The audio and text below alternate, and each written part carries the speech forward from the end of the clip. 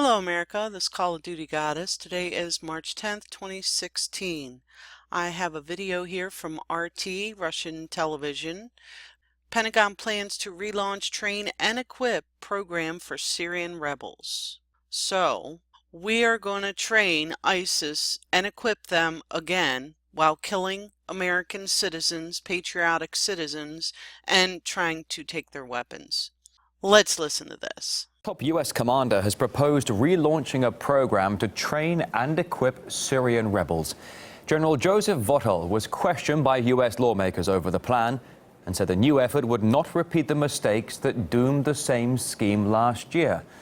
Back then, weapons given to the rebels reportedly ended up straight in the hands of terrorists, while fighters trained by the U.S. are known to have joined the al-Nusra terror group.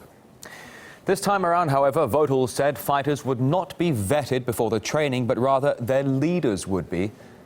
Washington has somewhat struggled in the past to distinguish between what is known as moderate rebels and terrorists.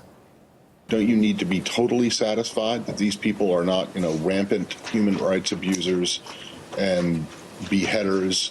What is it that gets them across that hurdle? It is not.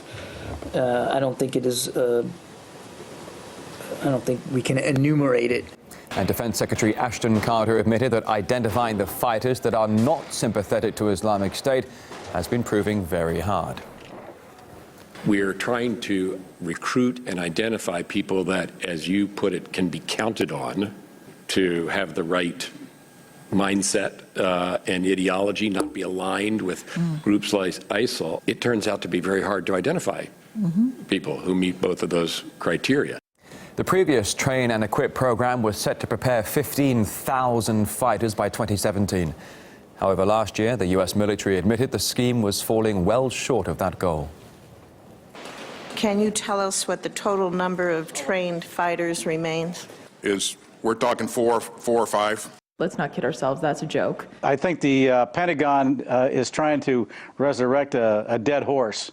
There's no way of telling who the good guys and the bad guys are in terms of the so-called opposition. These fighters primarily are out to overthrow Assad. Their intention is not to go after ISIS. Then the question is, where do you train them?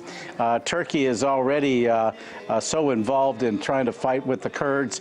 Fighting ISIS is an after the fact for them, and so the training and then the vetting process of who would be loyal to go after ISIS is another matter. We once again have a lack of strategy in going in on this thing because it's been clearly demonstrated that these opposition forces cannot be trusted.